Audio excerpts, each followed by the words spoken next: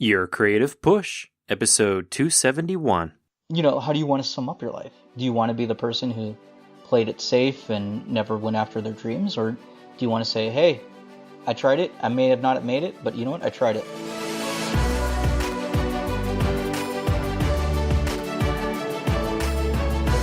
Welcome to Your Creative Push, the podcast that pushes you to pursue your creative passions. I'm your host, Youngmin Brown, and my guest today is Daniel Reyes. Daniel is an award-winning TV producer with nearly 2 decades of experience. He's worked with NBC, Fox Sports, ESPN, DAYSTAR, and SYFY networks, but he comes on today to share his own personal story of nearly dying and the changes that experience made him make in his life and in his personal work. And I thought it would be the absolute perfect episode for this holiday season. This episode is airing on Christmas. And for a lot of you that are going to be around your family and friends and taking a break from your art, taking a break from your busy life in order to spend time with the people that you care about, this episode I think will really hit home and make you really think about really embracing those moments. So that's all I want to say about it. I don't want to spoil anything for you, but just please do enjoy and take in the message from this episode with Daniel Reyes. Daniel, man, welcome to Your Creative Push. Thanks for having me. Oh, man, of course. So I always like to give my guests an opportunity to give like a brief bio, sort of how you got into your creative field and how you got to the point you are today creatively. Oh, okay, yeah. So I've been in the TV industry for roughly about 20 years, production, mostly behind the camera stuff, nothing in front of the camera. I've always kind of been leaning towards creative outlets. Was never really a sports guy growing up, but always loved arts and craft time. So I was that guy. But yeah. I always knew I wanted to get into some sort of TV, film style of thing. I enjoyed that process. In high school, I was part of the drama club, but I was stage crew. I was very fortunate. The college I went to, North Idaho College, at the time was running one of the longest running ever shows on a local PBS affiliate.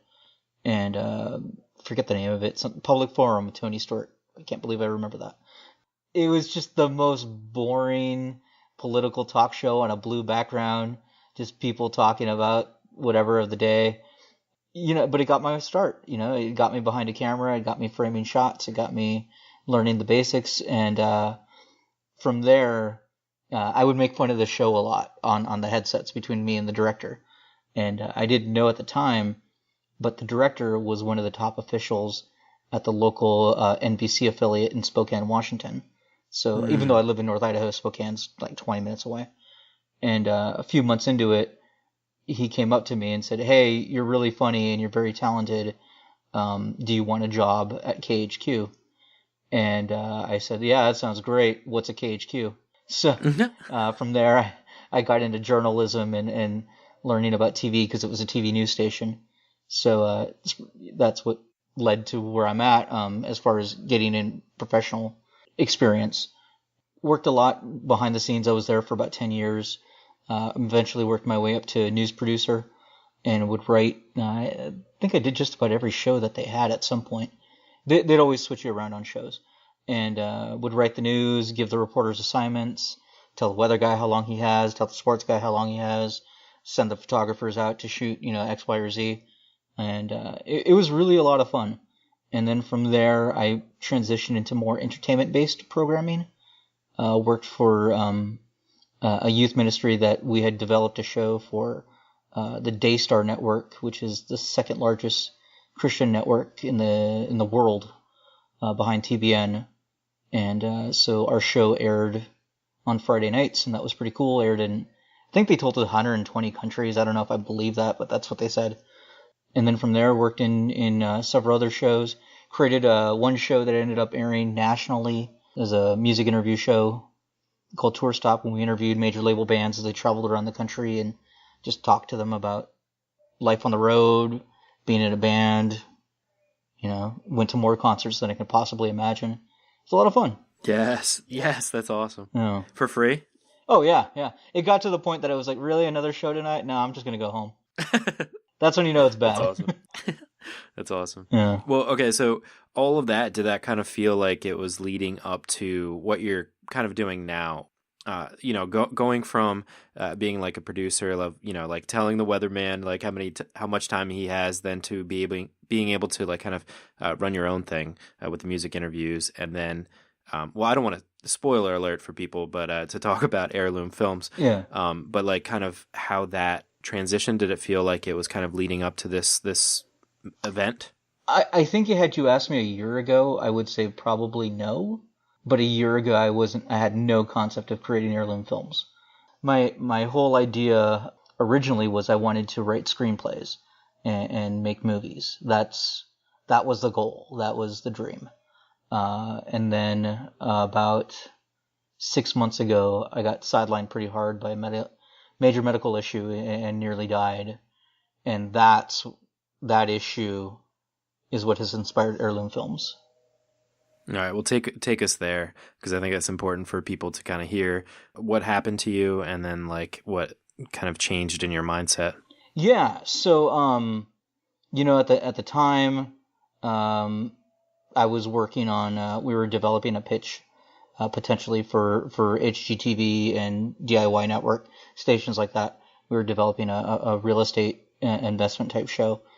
So I had a lot of things going for me, but then I started getting sick. Felt like I had the worst flu I've ever had in my life, and was gaining weight like horrifically fast at like beyond rapid levels.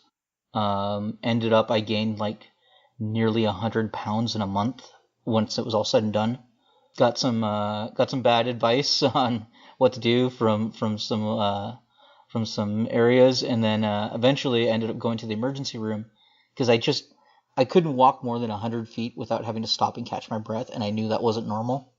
I was having a hard time moving with all the extra weight, and got into the emergency room at 11 o'clock in the morning. By 5 o'clock, I was having emergency surgery. They had discovered blood clots in my lungs and in my right leg, and after that, I was in the ICU for a day.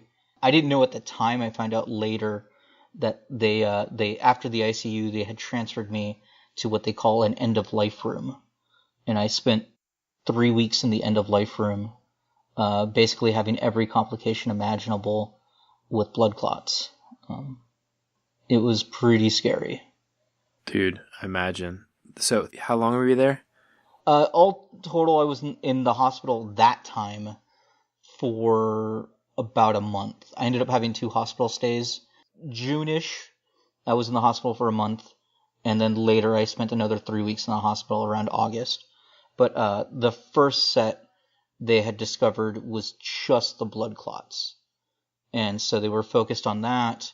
The surgery they ended up doing on me was they stuck a needle through my neck and into my lungs and gave it this medicine that busted up the clots in my lungs pretty aggressively, and that had to stay in my neck for about 12 hours, I think it was. It's kind of fuzzy. It was on a lot of painkillers at the time. Yeah, sure. But it was there for a while. And I do remember them taking it out, though, because I thought, oh, they're going to have to put me under again and take it out. Nurse comes over, just yanks it right out. So totally understand how a car feels now when you check the oil. Oh, no. It felt kind of like that. Like, yeah. Oh, man, I'm sorry to laugh. Yeah, it's fine. I laugh. If you don't laugh, you cry. Oh, man. So Yeah. yeah. So it was a weird time. So like to this day, I have these 2 little marks on my neck that honestly look like hickeys. That's kind of fun to explain to people now. And then once I went into the end of life room, which like again, I did not know that's what it was at the time until later they told me. But it was like 3 times the size of a normal room. It was really nice. Had a 40-inch plasma, awesome furniture, just tons of room, just me. Upgrade. Yeah, for sure. That's what I thought. During all that, they had to pump me up with so many blood thinners to get rid of the clots that it caused internal bleeding. And so from the internal bleeding, they ended up confining me to a bed for a week. So I could not move for anything, not even to go to the bathroom. They would not let me get up. And so during that, I ended up losing use of my left foot. So to this day, I cannot, like, you tap your toes. I can't do that. So, yeah. So now I walk man, with a I'm limp. sorry. I'm slower moving than I used to be, but I'm alive. So.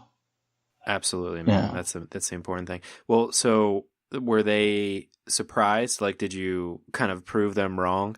Like, obviously, like, it's called an end of life room, but were they really expecting that to be the end of your life? Yeah. So to go back even further, I was born with a heart defect. It's called transposition of the greater valves. Essentially, the valves in my heart go the wrong way. So already my heart's kind of weak and not good for something like this, Mm-hmm. So that's why they put me in the end of life room. They were not sure that my heart would be able to take this. And then with the extra weight gain and everything else, the internal bleeding, and then from the internal bleeding, they ended up having to give me several CAT scans in a row. Like I think it was like 4 in 10 days or something like that. And Wow. whenever they do a CAT scan, they inject you with this kind of dye solution thing, and it's horrible for your body. Just flat out, it's horrible. Everybody, it's bad for them. But the thing is, not everybody gets so many in a row like I did. So one time it's not bad, but it's whatever.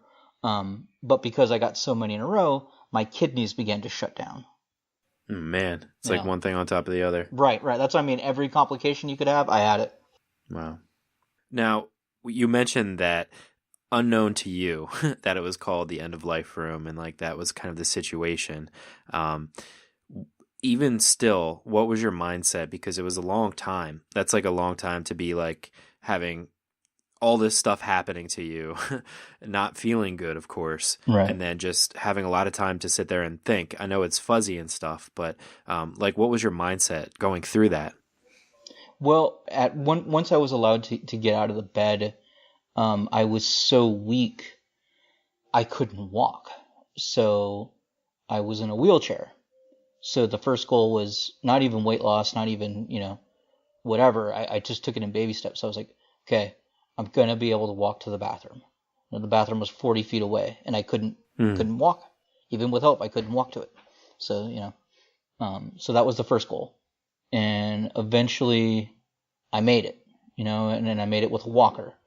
And I had to go, I think they told me 150 feet with a walker before we would try a cane. So I think it took like a week, maybe a week and a half with a walker before I was even allowed to try a cane. And then when I got out of the hospital after a month, I was still with the cane. Technically, they still wanted me on the walker, but I said, nope, forget it, cane, and forced myself. And then in August, I went back to the hospital because they hadn't really focused on the weight gain. It was just like, well, we got rid of the clots here, okay. Take these diuretics, we're sure the water weight will come off. And some did, but then it started just coming back ferociously. So I went back to the hospital, got checked out again, and then that's when I was diagnosed with heart failure. And technically I still have that. It stems from the heart condition I was born with. But as I'm told, if I do what my cardiologist says, if I eat the restrictive diet I need to, which is sodium restriction, take my meds, I've got decades. So I'm doing what he says. Absolutely. Yeah. Once you kind of got out of this, once you realized kind of the situation that you were in, what changed in you? What really changed in me is I when you're staring at the people that you love and they're all got tears in their eyes because they don't know what's going to happen and you don't know what's going to happen, you really think about what matters, and we all want to be millionaires and drive a Lamborghini or whatever it is. Gotta get those Lambos. Yeah, I mean a Lambo's nice and all, but at the end of the day, you're not crying on your deathbed saying, "Hey, bring me my Maserati," Yeah, of course. So you think about what's really important, And I just remember like looking at my family, thinking, I want to leave something behind for them, and something that matters, not not money, not oh, well, we got his house, or something. So from there, that kind of like was the seed to eventually blossom into Heirloom Films. And so that's when I decided that I wanted to do basically almost what I call a legacy documentary. It's kind of like a video time capsule where somebody can just leave behind their stories, because honestly, we live in a great time of technology right now where that's a real possibility. You don't have to worry about, will a video file play in 40 years from now? It probably will. They'll just have to run it through some sort of program, but the file should work. Right. And I think that that's one of the great things about being a creative person, especially somebody that is able to create an image, an audio file, a photograph, a great piece of writing, whatever it may be, something that will kind of stand the test of time. It's like your mark in the world, so that you don't get kind of like swept away. Like you can kind of say what you want to say, or say what you felt during your time on this earth, this like very fleeting time on this earth, and being able to express yourself in that way. I think it's like a very special thing to be able to do. And I like that you are with Heirloom Films. The creation of it was to be able to do that for other people that maybe don't have that voice, or maybe are unable to kind of put their story out there themselves. They kind of maybe need that helping hand, or even need that kind of push to be able to do that, or to realize the importance of doing that. Yeah, I mean, anytime I talk to anybody about this, they immediately like, oh, I wish I had done that for, name the family member. Like I myself, right. I lost my mom a few years back, and back then I knew how to do all this stuff. I knew how to shoot, edit, light, ask questions. And I never sat her down and did anything. So like now that I've had this idea, like it's a regret. I wish I had done that. Yeah. Same thing with my grandma. I lost my grandma earlier this year, and I wish I had done that with her as well. I know their stories. They told me their stories, but it's not the same as if coming from them. Right. And yeah, we have home footage and we have family. Like here's Christmas '87 or whatever. And you see my mom, you see my grandmas, but it's not the same as like sitting down with them, getting their thoughts, having them reflect on, their stories, and capturing that. There's something more tangible to that. No, I completely agree. Do you think that comes from, because I think it's kind of morbid, but I think about that kind of stuff sometimes. Yeah. Like my grandfather's getting pretty old, and I always try to ask him questions. My parents even, I try to like make a point to dig deeper a little bit. Yeah. Like when they're talking about a story, and just be like, just try to find other questions to ask, to like not just like let them tell the story, but like try to be engaged with it and try to pluck at that information to like make that connection a little bit more tangible. But I've always thought about like writing about it, or I don't know, like trying to capture it exactly like you do with Heirloom Films. Do you think that and I'm sure other people that are listening have thought of that too, like it is kind of a morbid thought to be like, oh, these, my father, my grandfather, my cat, my, whatever, they're not going to be here forever. Do you think that comes like the inaction comes from like being scared to like kind of make that connection? Or do you think it comes from like laziness? Or do you think it comes from just like feeling like it's just going to last forever? Like feeling like that day will come some other time? I would almost equate it to like cleaning out your gutters on your house. It's something you should do. It's kind of important, but you just never get around to it, And maybe it's because, I don't want to get up on the ladder or whatever. You give yourself reasons to not do it. And I think the same thing with making something like this. Like you're talking about with your grandparents or your parents or whatever. We all have, smartphones in our pocket. You could easily just whip your phone out, record that, and now you have something, And even if that's all people do, great. That's fine. Whether or not they have me do it, that's not the point here. The point is that it should be done. You don't want to deny yourself this later. Right. And the other thing, like the kind of magical thing that comes from not making it official, but like you said, like bringing out your tape recorder, or like for you, setting up a camera and making it like this official thing. It gives that person an opportunity to think about what really matters to them. Like it gives them an opportunity to like give their thesis statement basically on life, or like come up with like the things that are important to them. It does great things for them as well, like to be able to like come up with that idea, but you're able to pull information from them that wouldn't be pulled unless you kind of set up that kind of a situation, unless you like sat down and like looked that person in the eye and were like, tell me more about you. Like, you're this person that's in my life, but like, do we ever like sit down and actually like have a conversation? And do I actually try to like really, really understand you?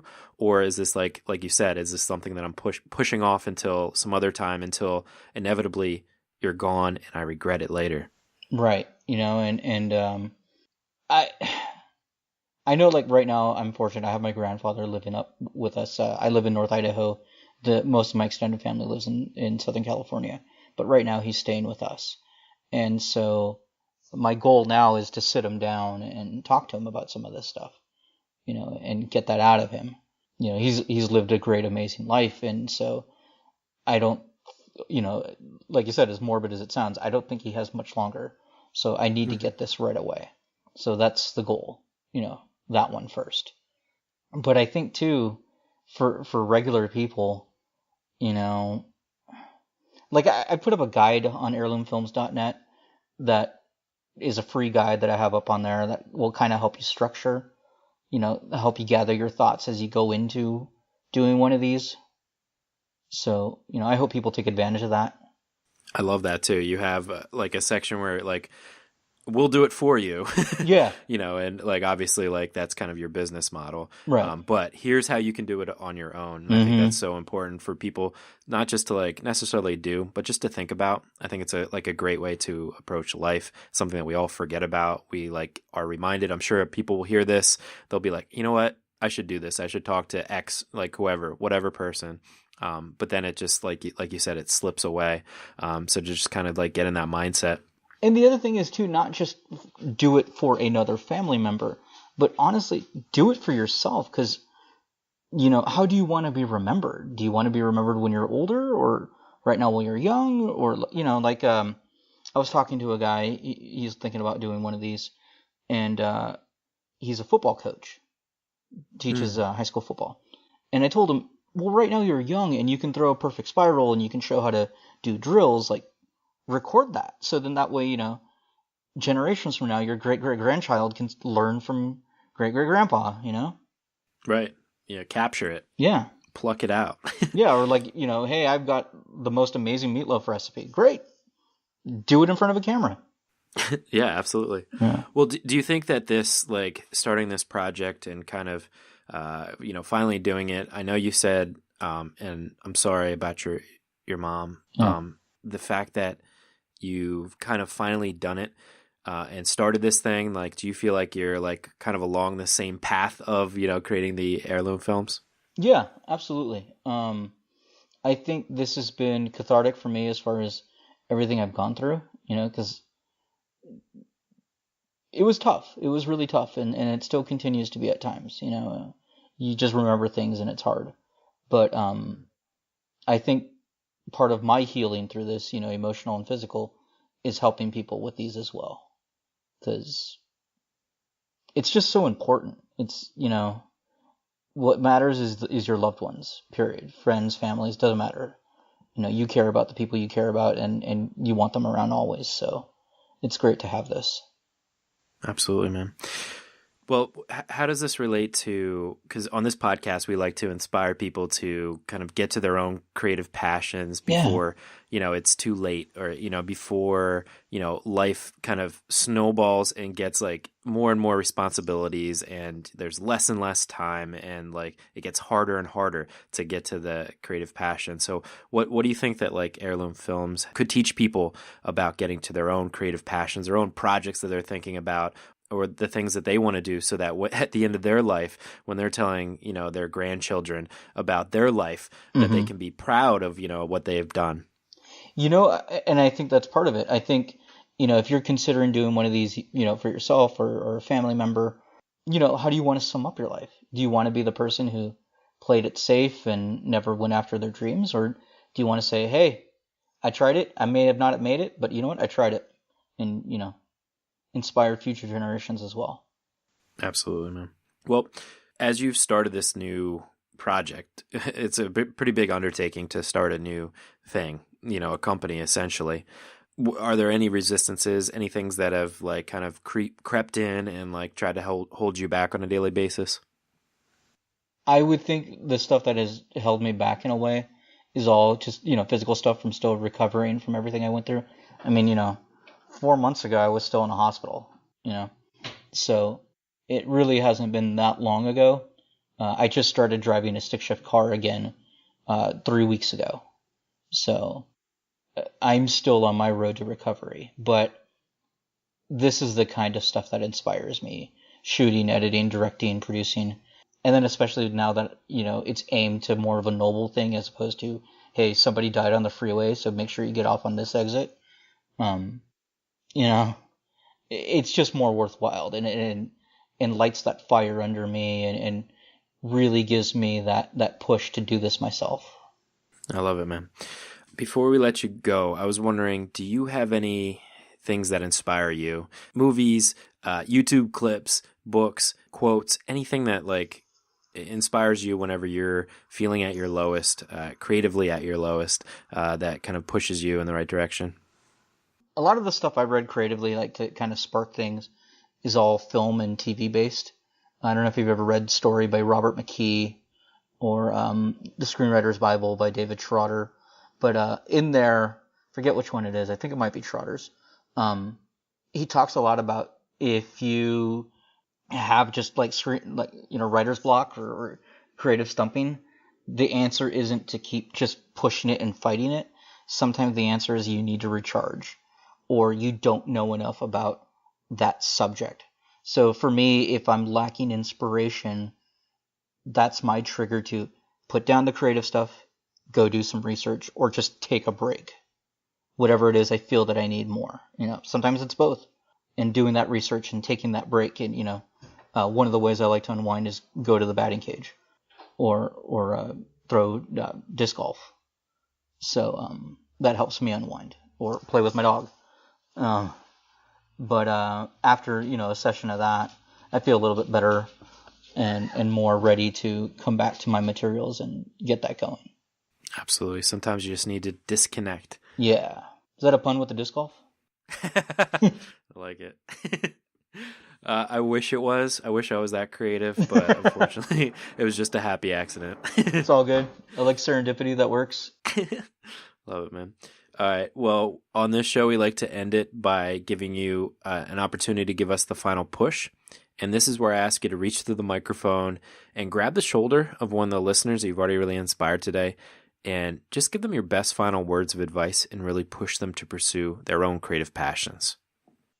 So if right now you're struggling with your creative pursuits and you're thinking, I don't know if I'll ever make it as a writer, director, artist, whatever it is you're after, poet, you don't know unless you try.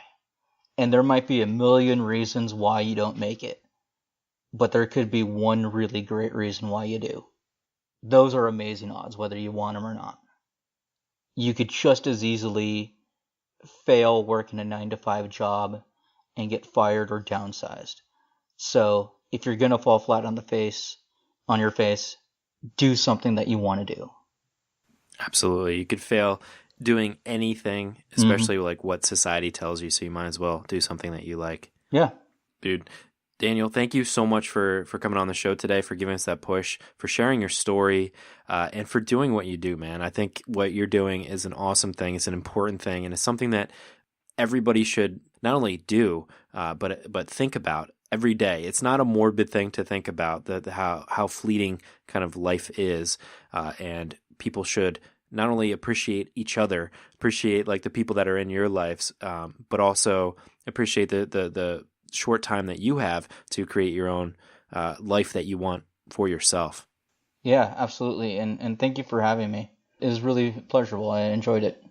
Excellent, man. If people want to find out more about Daniel, you can head to heirloomfilms.net, or on Facebook, you can find Daniel at Heirloom Films page. We'll have all of that linked up at today's show notes page at yourcreativepush.com/Daniel Reyes, Reyes. Daniel, thanks again, man. Thank you. A huge thank you to Daniel once again for coming on the show and sharing his story, and bravely sharing his story. I know it was a tough time for him to go through, especially so recently, but I just love the shift in mindset to want to capture those moments, because life is short. We are not guaranteed to be here tomorrow, so we need to make the best of the time that we have now. And beside all of the messages that I always try to share on this podcast of utilizing that time to get to your own creative passion, to better your own life, I think it's so important, especially around this holiday season, to remember the other people around you, because those other people won't be here forever either. It's easy to get caught up in our own lives, especially when we have this determination to go for all of our goals.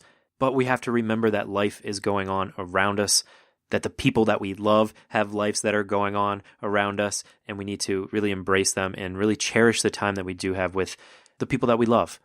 And whether you want to make an heirloom film or not, pull those stories, pull those lessons out of those people, and just give them a platform, give them an audience to share what they've gotten out of life. On our next episode, we have Dave Roberts. When I saw Dave's art, I knew that I had to have him on the show. He makes his art through his Etch-a-Sketch. And let me tell you, what he is able to do is amazing. But he comes on the show to share the ups and downs of his story. And if you want to check out his work before the episode, you can head to etchbeyond.com or find him on Instagram as etchbeyond. But that is all I've got for you today. So hopefully you were inspired to go and get your work done. So go and get it done, and we will be here for you next week on New Year's Day. If you need the push again, good luck to those of you who have decided to do Cramuary along with me to get that major project done by February. But regardless of if you are doing that project or not, happy holidays, everybody. Happy New Year, and we will see you in 2018. I love you all so much. Bye.